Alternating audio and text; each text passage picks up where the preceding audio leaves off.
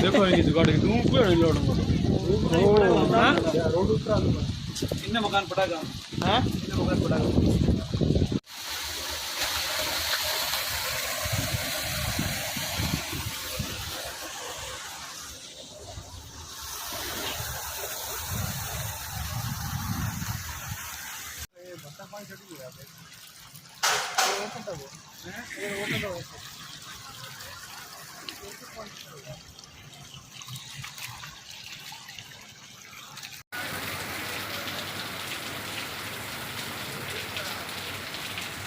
गावड़ा मंडी में बारिश, चारों तरफ पानी पानी, सड़कें हुई जलमग्न,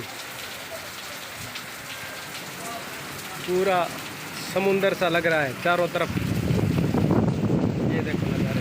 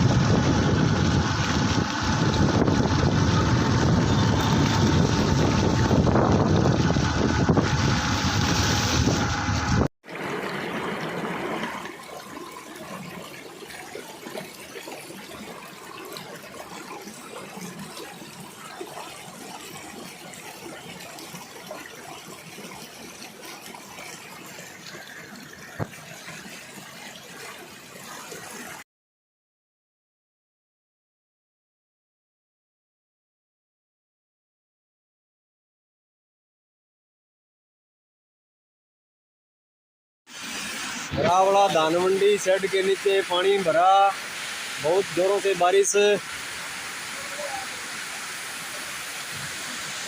अनाज भीगा, गेहूं के कट्टों के नीचे खाद भीगी लोगों की।